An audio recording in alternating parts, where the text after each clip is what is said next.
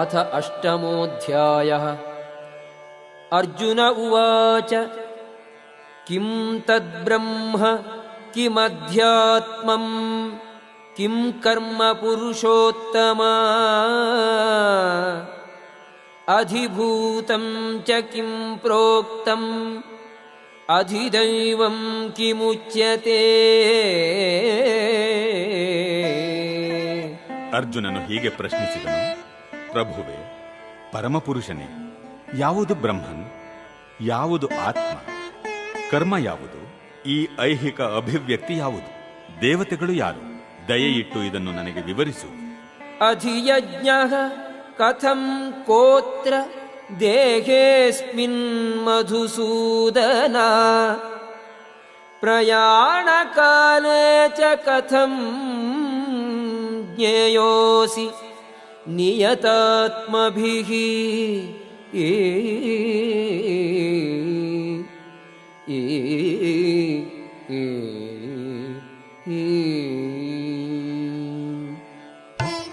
ಮಧುಸೂದನನೇ, ಯಜ್ಞದ ಪ್ರಭುವು ಯಾರು?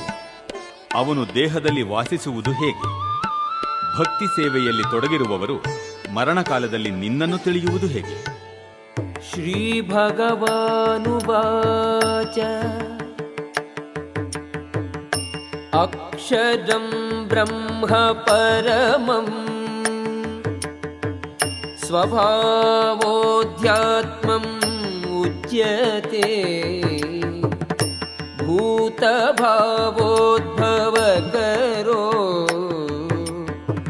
ವಿಸರ್ಗಃ ಕರ್ಮ ಸಂಜ್ಞಿತಃ. ದೇವೋತ್ತಮ ಪರಮಪುರುಷನು ಹೀಗೆ ಹೇಳಿದನು, ಅವಿನಾಶಿಯಾದ ದಿವ್ಯ ಜೀವಿಗೆ ಬ್ರಹ್ಮನ್ ಎಂದು ಹೆಸರು. ಅವನ ನಿತ್ಯ ಸ್ವಭಾವವನ್ನು ಅಧ್ಯಾತ್ಮ ಅಥವಾ ಆತ್ಮ ಎಂದು ಕರೆಯುತ್ತಾರೆ. ಜೀವಿಗಳ ಭೌತಿಕ ಶರೀರಗಳ ಬೆಳವಣಿಗೆಗೆ ಸಂಬಂಧಿಸಿದ ಕ್ರಿಯೆಗೆ ಕರ್ಮ ಎಂದು ಹೆಸರು. ಅಧಿಭೂತಂ ಕ್ಷರೋ ಭಾವಃ ಪುರುಷಶ್ಚಾಧಿದೈವತಂ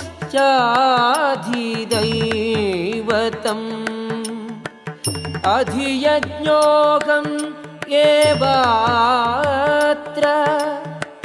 ದೇಹೇ ದೇಹಭೃತಾಂಬರ.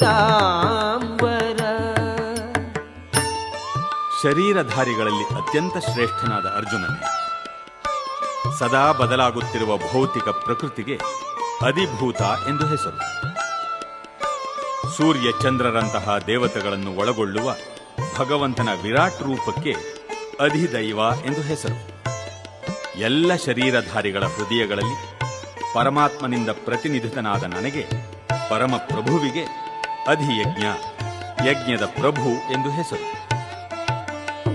ಅಂತಕಾಲೇ ಚ ಮಾಮೇವ ಸ್ಮರನ್ ಮುಕ್ತ್ವಾ ಕಲೇವರಂ ಯಃ ಪ್ರಯಾತಿ ಸ ಮದ್ಭಾವಂ ಯಾತಿ ನಾಸ್ತ್ಯತ್ರ ಸಂಶಯಃ. ಅಂತ್ಯಕಾಲದಲ್ಲಿ ನನ್ನನ್ನು ಸ್ಮರಿಸುತ್ತಾ ಯಾವನು ದೇಹವನ್ನು ಬಿಡುವನೋ ಅವನು ಕೂಡಲೇ ನನ್ನ ಸ್ವಭಾವವನ್ನು ಹೊಂದುತ್ತಾನೆ, ಇದರಲ್ಲಿ ಸಂಶಯವೇ ಇಲ್ಲ.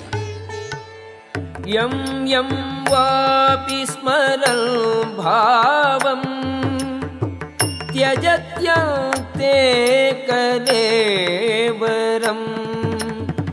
ತಂ ತಮೇವೈತಿ ಕೌಂತೆಯ ಸದಾ ತದ್ಭಾವ ಭಾವಿತಗ. ಕೌಂತೆಯ, ವ್ಯಕ್ತಿಯು ತನ್ನ ದೇಹವನ್ನು ಬಿಡುವಾಗ ಯಾವ ಭಾವವನ್ನು ಸ್ಮರಿಸುವನೋ ಅದೇ ಭಾವವನ್ನು ನಿಶ್ಚಯವಾಗಿಯೂ ಪಡೆಯುವನು. ತಸ್ಮಾತ್ ಸರ್ವೇಷು ಕಾಲೇಷು ಮಾಮನುಸ್ಮರ ಯುಧ್ಯಜ ಮಯ್ಯರ್ಪಿತ ಮನೋಬುದ್ಧಿಃ ಮಾಮೇ ವೈಷ್ಯಸಿ ಅಸಂಶಯಂ. ಆದುದರಿಂದ ಅರ್ಜುನನೇ, ನೀನು ಯಾವಾಗಲೂ ನನ್ನನ್ನು ಕೃಷ್ಣನ ರೂಪದಲ್ಲಿ ಸ್ಮರಿಸುತ್ತಿರಬೇಕು. ಅದೇ ಕಾಲದಲ್ಲಿ ಯುದ್ಧ ಮಾಡುವ ನಿನ್ನ ವಿಧಿತ ಕರ್ತವ್ಯವನ್ನು ಮಾಡಬೇಕು. ನಿನ್ನ ಚಟುವಟಿಕೆಗಳನ್ನು ನನಗೆ ಅರ್ಪಿಸಿ ನಿನ್ನ ಮನಸ್ಸು ಮತ್ತು ಬುದ್ಧಿಶಕ್ತಿಗಳನ್ನು ನನ್ನಲ್ಲಿ ನೆಲೆಸಿದ್ದರೆ ನಿಸ್ಸಂಶಯವಾಗಿಯೂ ನೀನು ನನ್ನನ್ನೇ ಹೊಂದುವೆ. ಅಭ್ಯಾಸ ಯೋಗಯುಕ್ತೇನ ಚೇತಸಾ ನಾನ್ಯಗಾಮಿನ ಪರಮಂ ಪುರುಷಂ ದಿವ್ಯಂ ಯಾತಿ ಪಾರ್ಥಾನುಚಿಂತಯನ್. ಪ್ರಾರ್ಥನೆ. ದೇವೋತ್ತಮ ಪರಮ ಪುರುಷನಂತೆ ನನ್ನನ್ನು ಯಾರು ಧ್ಯಾನಿಸುತ್ತಾರೋ, ಬೇರೆ ಯಾವ ಕಡೆಗೂ ಮನಸ್ಸು ಚಲಿಸದಂತೆ ಯಾರ ಮನಸ್ಸು ಸದಾ ನನ್ನಲ್ಲಿ ತನ್ಮಯವಾಗಿರುವುದೋ ಅವನು ಖಂಡಿತವಾಗಿಯೂ ನನ್ನ ಬಳಿಗೆ ಬರುವನು. ಕವಿಂ ಪುರಾಣಂ ಅನುಶಾಸಿತಾರಂ ಅಣೋರಣೀಯಾಂಸಂ ಅನುಸ್ಮರೇದ್ಯಃ ಸರ್ವಸ್ಯ ಧಾತಾರಂ ಅಚಿಂತ್ಯ ರೂಪಂ ಆದಿತ್ಯವರ್ಣಂ ತಮಸಃ ಪರಸ್ತಾತ್. ಪರಮ ಪುರುಷನು ಎಲ್ಲವನ್ನೂ ಬಲ್ಲವನು, ಅತಿ ಪುರಾತನನು, ನಿಯಂತ್ರಕನು, ಅತ್ಯಂತ ಸಣ್ಣದಕ್ಕಿಂತ ಸಣ್ಣಗಿರುವವನು, ಎಲ್ಲವನ್ನೂ ಪಾಲಿಸುವವನು, ಎಲ್ಲ ಐಹಿಕ ಕಲ್ಪನೆಯನ್ನು ಮೀರಿದವನು, ಚಿಂತನೆಯನ್ನು ಮೀರಿದವನು ಮತ್ತು ಸದಾ ಒಬ್ಬ ಪುರುಷನು ಎಂದು ನಾವು ಧ್ಯಾನಿಸಬೇಕು. ಅವನು ಸೂರ್ಯನಂತೆ ಪ್ರಕಾಶಿಸುವವನು ಮತ್ತು ದಿವ್ಯನಾಗಿದ್ದು ಈ ಐಹಿಕ ಪ್ರಕೃತಿಗೆ ಅತೀತನಾಗಿರುವವನು. ಪ್ರಯಾಣ ಕಾಲೇ ಮನಸಾಚಲೇನ ಭಕ್ತ್ಯಾ ಯುಕ್ತೋ ಯೋಗ ಬಲೇನ ಚೈವ ಭ್ರುವೋರ್ಮಧ್ಯೆ ಪ್ರಾಣಮಾವೇಶ್ಯ ಸಮ್ಯಕ್ ಸತಂ ಪರಂ ಪುರುಷಮುಪೈತಿ ದಿವ್ಯಂ. ಮರಣಕಾಲದಲ್ಲಿ ತನ್ನ ಪ್ರಾಣವಾಯುವನ್ನು ಹುಬ್ಬುಗಳ ನಡುವೆ ನಿಲ್ಲಿಸಿ ಯೋಗಶಕ್ತಿಯಿಂದ, ನಿಶ್ಚಲ ಮನಸ್ಸಿನಿಂದ, ನಿಶ್ಚಲ ಭಕ್ತಿಯಿಂದ ಪರಮ ಪ್ರಭುವನ್ನು ಸ್ಮರಿಸುವುದರಲ್ಲಿ ತೊಡಗುವವನು ನಿಶ್ಚಯವಾಗಿಯೂ ದೇವೋತ್ತಮ ಪರಮ ಪುರುಷನನ್ನು ಹೊಂದುವನು. ಯದಕ್ಷರಂ ವೇದವಿದೋ ವದಂತಿ ವಿಶಂತಿ ಯದ್ಯತಯೋ ವೀತರಾಗಾಃ ಯದಿಚ್ಛಂತೋ ಬ್ರಹ್ಮಚರ್ಯಂ ಚರಂತಿ ತತ್ತೇ ಪದಂ ಸಂಗ್ರಹೇಣ ಪ್ರವಕ್ಷ್ಯೇ. ವೇದಗಳಲ್ಲಿ ಪಾರಂಗತರು, ಓಂಕಾರವನ್ನು ಜಪಿಸುವವರು ಮತ್ತು ಸನ್ಯಾಸದಲ್ಲಿ ಮಹಾಯತಿಗಳಾದವರು ಬ್ರಹ್ಮನ್ನನ್ನು ಸೇರುತ್ತಾರೆ. ಇಂತಹ ಪರಿಪೂರ್ಣತೆಯನ್ನು ಬಯಸಿ ಮನುಷ್ಯನು ಬ್ರಹ್ಮಚರ್ಯವನ್ನು ಆಚರಿಸುತ್ತಾನೆ. ಮೋಕ್ಷವನ್ನು ಪಡೆಯಬಹುದಾದ ಈ ಪ್ರಕ್ರಿಯೆಯನ್ನು ನಾನು ನಿನಗೆ ಈಗ ಸಂಗ್ರಹವಾಗಿ ವಿವರಿಸುವೆನು. ಸರ್ವದ್ವಾರಾಣಿ ಸಂಯಮ್ಯ ಮನೋ ಹೃದಿ ನಿರುಧ್ಯ ಚ ಮೂರ್ಧ್ಯಾಧಾಯಾತ್ಮನಃ ಪ್ರಾಣಂ ಆಸ್ಥಿತೋ ಯೋಗಧಾರಣಾಂ. ಎಲ್ಲ ಇಂದ್ರಿಯಗಳ ಚಟುವಟಿಕೆಗಳ ವಿಷಯದಲ್ಲಿ ನಿರ್ಲಿಪ್ತನಾಗಿರುವುದೇ ಯೋಗ ಸ್ಥಿತಿ. ಎಲ್ಲ ಇಂದ್ರಿಯ ದ್ವಾರಗಳನ್ನು ಮುಚ್ಚಿ ಮನಸ್ಸನ್ನು ಹೃದಯದಲ್ಲಿ ನಿಲ್ಲಿಸಿ ಪ್ರಾಣವಾಯುವನ್ನು ಶಿರಸ್ಸಿನಲ್ಲಿ ನಿಲ್ಲಿಸಿ ಮನುಷ್ಯನು ಯೋಗಧಾರಣೆ ಮಾಡುತ್ತಾನೆ.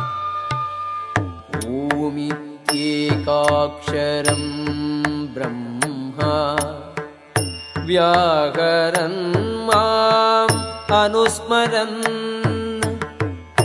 ಯಃ ಪ್ರಯಾತಿ ತ್ಯಜನ್ ದೇಹಂ ಸ ಯಾತಿ ಪರಮಾಂ ಗತಿಂ.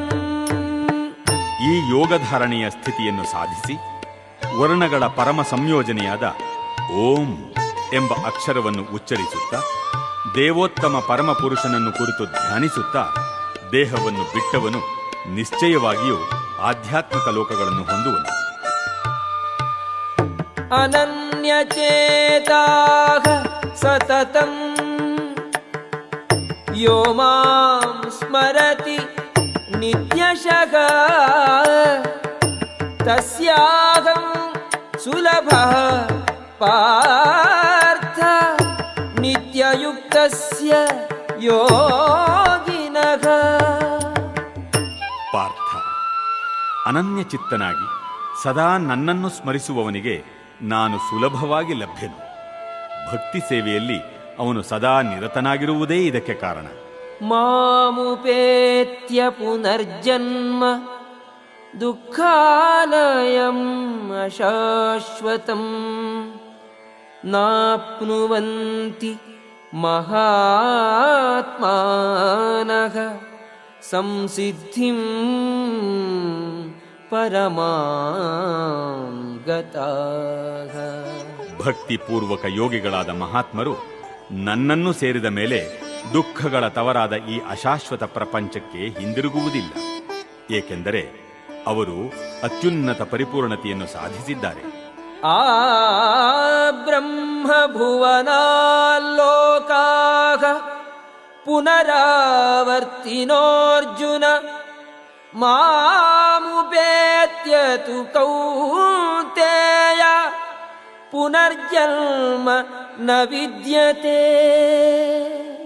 ಐಹಿಕ ಜಗತ್ತಿನ ಅತ್ಯುನ್ನತ ಲೋಕದಿಂದ ಅತಿ ಕೆಳಗಿನ ಲೋಕದವರೆಗೆ ಎಲ್ಲ ಲೋಕಗಳು ದುಃಖದ ಆವಾಸಗಳೇ. ಇವುಗಳಲ್ಲಿ ಜನನ ಮರಣಗಳು ಮತ್ತೆ ಮತ್ತೆ ಆಗುತ್ತವೆ. ಆದರೆ ಕೌಂತೇಯ, ನನ್ನ ನಿವಾಸವನ್ನು ಸೇರಿದವನಿಗೆ ಪುನರ್ಜನ್ಮವಿಲ್ಲ. ಸಹಸ್ರಯುಗ ಪರ್ಯಂತಂ ಅಹರ್ಯದ್ ಬ್ರಹ್ಮಣೋ ವಿದುಃ ರಾತ್ರಿಂ ಯುಗ ಸಹಸ್ರಾಂತಾಂ ತೇಗೋ ರಾತ್ರವಿದೋ ಜನಾಗ. ಮನುಷ್ಯರ ಲೆಕ್ಕದ ಪ್ರಕಾರ 1,000 ಯುಗಗಳು ಸೇರಿ ಬ್ರಹ್ಮನ ಒಂದು ದಿನ. ಅವನ ರಾತ್ರಿಗೂ ಇಷ್ಟೇ ಅವಧಿ. ಅವ್ಯಕ್ತಾದ್ವ್ಯಕ್ತಯಃ ಸರ್ವಾಃ ಪ್ರಭವಂತಿ ಅಹರಾಗಮೇ ರಾತ್ರ್ಯಾಗಮೇ ಪ್ರಲೀಯಂತೆ ತತ್ರೈವ ವ್ಯಕ್ತ ಸಂಜ್ಞಕೆ. ಬ್ರಹ್ಮನ ಹಗಲಿನ ಪ್ರಾರಂಭದಲ್ಲಿ ಎಲ್ಲ ಜೀವಿಗಳು ಅವ್ಯಕ್ತ ಸ್ಥಿತಿಯಿಂದ ಅಭಿವ್ಯಕ್ತಿ ಪಡೆಯುತ್ತಾರೆ. ಅನಂತರ ರಾತ್ರಿಯಾದಾಗ ಅವರು ಮತ್ತೆ ಅವ್ಯಕ್ತದಲ್ಲಿ ಲೀನವಾಗುತ್ತಾರೆ. ಭೂತಗ್ರಾಮಃ ಸ ಏವಾಯಂ ಭೂತ್ವಾ ಭೂತ್ವಾ ಪ್ರಲೀಯತೆ ರಾತ್ರ್ಯಾಗಮೇ ಅವಶಃ ಪಾರ್ಥ ಪ್ರಭವತಿ ಅಹರಾಗಮೇ. ಮತ್ತೆ ಮತ್ತೆ ಬ್ರಹ್ಮನಿಗೆ ಹಗಲಾದಾಗ ಈ ಎಲ್ಲ ಜೀವಿಗಳು ಮತ್ತೆ ಹುಟ್ಟುತ್ತವೆ. ಬ್ರಹ್ಮನಿಗೆ ರಾತ್ರಿಯಾದಾಗ ಅವೆಲ್ಲ ನಿಸ್ಸಹಾಯಕವಾಗಿ ನಾಶವಾಗುತ್ತವೆ. ಪರಗ ತಸ್ಮಾತ್ತು ಭಾವೋನ್ಯೋ ಅವ್ಯಕ್ತೋ ವ್ಯಕ್ತ ಸನಾತನಃ ಯಸ್ಸ ಸರ್ವೇಷು ಭೂತೇಷು ನಶ್ಯತ್ಸು ನ ವಿನಶ್ಯತಿ. ಆದರೆ ಇನ್ನೊಂದು ಅವ್ಯಕ್ತವಾದ ಪ್ರಕೃತಿ ಇದೆ. ಅದು ನಿತ್ಯವಾದದ್ದು ಮತ್ತು ಈ ವ್ಯಕ್ತ ಮತ್ತು ಅವ್ಯಕ್ತ ಜಡವಸ್ತುವನ್ನು ಮೀರಿದ್ದು. ಅದು ಪರಮೋನ್ನತವಾದದ್ದು ಮತ್ತು ಎಂದೂ ನಾಶವಾಗುವುದಿಲ್ಲ. ಈ ಜಗತ್ತಿನಲ್ಲಿರುವ ಎಲ್ಲವೂ ನಾಶವಾದಾಗ ಆ ಭಾಗವು ಇದ್ದಂತೆಯೇ ಇರುತ್ತದೆ. ಅವ್ಯಕ್ತೋಕ್ಷರ ಇತ್ಯುಕ್ತಃ ತಮಾಹುಃ ಪರಮಾಂ ಗತಿಂ ಯಂ ಪ್ರಾಪ್ಯ ನ ನಿವರ್ತಂತೆ ತಥಾಮ ಪರಮಂ ಮಮ. ಯಾವುದನ್ನು ವೇದಾಂತಿಗಳು ಅವ್ಯಕ್ತ ಮತ್ತು ಅಕ್ಷರ ಚ್ಯುತಿರಹಿತ ಎಂದು ವರ್ಣಿಸುತ್ತಾರೋ, ಯಾವುದನ್ನು ಪರಮಗತಿ ಎಂದು ತಿಳಿಯುತ್ತಾರೋ, ಯಾವ ಸ್ಥಾನವನ್ನು ಒಮ್ಮೆ ಸೇರಿದರೆ ಮನುಷ್ಯನು ಎಂದೂ ಹಿಂದಿರುಗುವುದಿಲ್ಲವೋ ಅದು ನನ್ನ ಪರಮ ನಿವಾಸ. ಪುರುಷಃ ಸಪರಃ ಪಾರ್ಥ ಭಕ್ತ್ಯಾ ಲಭ್ಯಃ ತ್ವನನ್ಯಯಾ ಯಸ್ಯಾಂತಸ್ಥಾನಿ ಭೂತಾನಿ ಯೇನ ಸರ್ವಂ ಇದಂ ತತಂ. ಪಾರ್ಥನೆ, ಎಲ್ಲಕ್ಕಿಂತ ಶ್ರೇಷ್ಠನಾದ ದೇವೋತ್ತಮ ಪುರುಷನನ್ನು ಪರಿಶುದ್ಧ ಭಕ್ತಿಯಿಂದ ಸೇರಬಹುದು. ತನ್ನ ನಿವಾಸದಲ್ಲಿದ್ದರೂ ಆತನು ಸರ್ವಾಂತರ್ಯಾಮಿ ಮತ್ತು ಎಲ್ಲ ವಸ್ತುಗಳೂ ಅವನ ಒಳಗೇ ಇವೆ. ಯತ್ರ ಕಾಲೇ ತ್ವನಾವೃತ್ತಿಂ ಆವೃತ್ತಿಂ ಚೈವ ಯೋಗಿನಃ ಪ್ರಯಾತ ಯಾಂತಿ ತಂ ಕಾಲಂ ವಕ್ಷ್ಯಾಮಿ ಭರತರ್ಷಭ.